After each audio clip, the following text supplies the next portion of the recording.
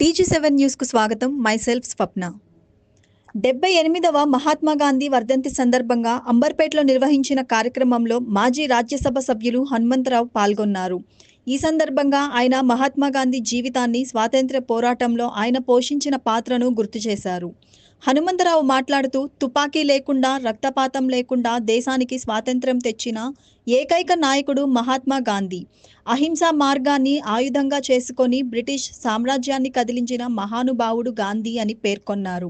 అలాగే కులాలు, మతాలు, వర్గాల మధ్య ఉన్న గోడలను కూల్చి అన్ని జాతులను ఏకతాటిపై తీసుకువచ్చిన మహాత్ముడు గాంధీ. ఆయన ఆలోచనలు నేటికి దేశానికి మార్గదర్శకమని అన్నారు.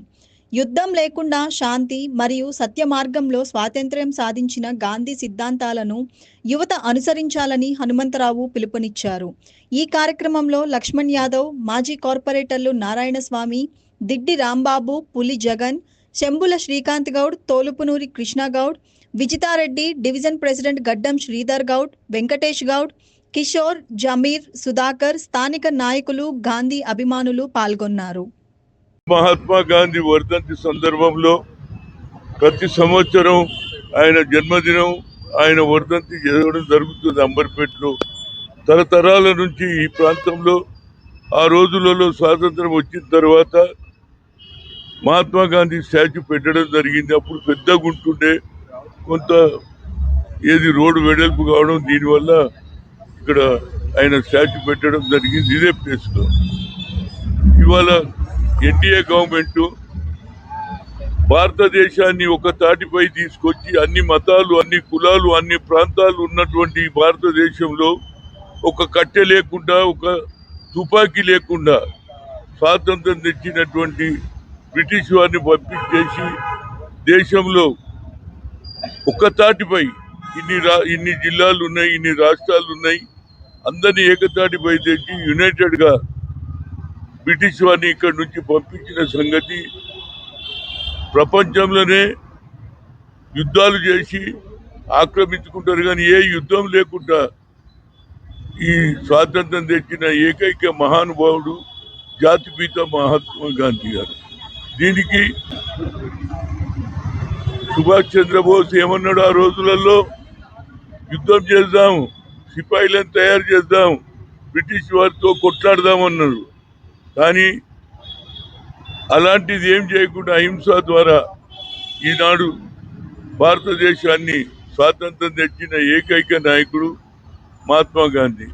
దానికి సుభాష్ చంద్రబోస్ ఆ రోజులలో అన్నాడు, రంగూన్లో 1944లో, ఈయన మహాత్మా గాంధీ కాదు, జాతిపిత, అన్ని జాతులను ఒకతాటిపై తెచ్చినటువంటి జాతిపిత కూడా ఈనాడు ఎన్డీఏ గవర్నమెంట్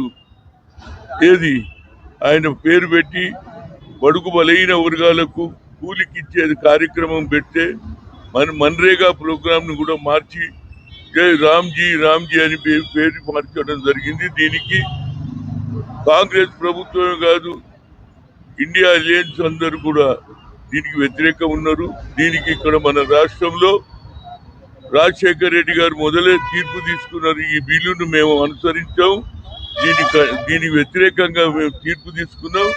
మళ్ళా ఆయన పేరు ద్వారానే మన్రేగా కార్యక్రమం వచ్చే వరకు, ఎప్పుడైతే 100 రోజుల కార్యక్రమాన్ని తీసుకొని పేద ప్రజలకు ఎండాకాలంలో పని ఉండదు, తిండి ఉండదు, ఆఖరుకు అనంతపూర్ అటువంటి రాయలసీమలో మట్టి కూడా తిన్నటువంటి రోజులు ఉన్నాయి. దానికి సోనియా గాంధీ గారు, మన్మోహన్ సింగ్ ఈ బిల్లు తీసుకొస్తే గాంధీ ఏం పాపం చేసిండని ఆయనను ఆ పేరు తొలగించిందనే దాని మీద ప్రతి కార్యకర్త గ్రామాలలో చెప్పాలి. మళ్ళా మహాత్మా గాంధీ గారి మన్రేగా ప్రోగ్రాము కేంద్ర ప్రభుత్వం పూర్తిగా గ్రామ సభలు పెట్టుకొని ఏ పని రోడ్డు చేయాలన్నా, చెరువు చేయాలన్నా, స్కూల్ కట్టుకోవాలని చేస్తుంటే దానికి వ్యతిరేకంగా ఇవాళ 25 రోజులు పెంచినట్టే పెంచిండ్రు. కానీ 60% కేంద్రం ఇస్తుందట, 40% మేము పెట్టుకోవాలంటే ఇది జరిగే పని కాదు. కావాలని పేద ప్రజల తిండిని కూడా ఒట్టను కొడుతున్నారు. కాబట్టి దీనికి కాంగ్రెస్ కార్యకర్తలు గ్రామాలలో చెప్పి, మహాత్మా గాంధీకి అవమానం జరిగింది, పేద ప్రజలకు అన్నం పెడుతుంటే కాంగ్రెస్ ప్రభుత్వం తీసుకున్న నిర్ణయాన్ని, మన్మోహన్ తీసుకున్న నిర్ణయాన్ని వ్యతిరేకం చేస్తున్నారు. కాబట్టి ఈ బిల్లు వెనుకకు పోయి మళ్ళా మహాత్మా గాంధీ రోజు గారు వచ్చారు. ప్రతి ఒక్కరు కూడా పోరాడాలి.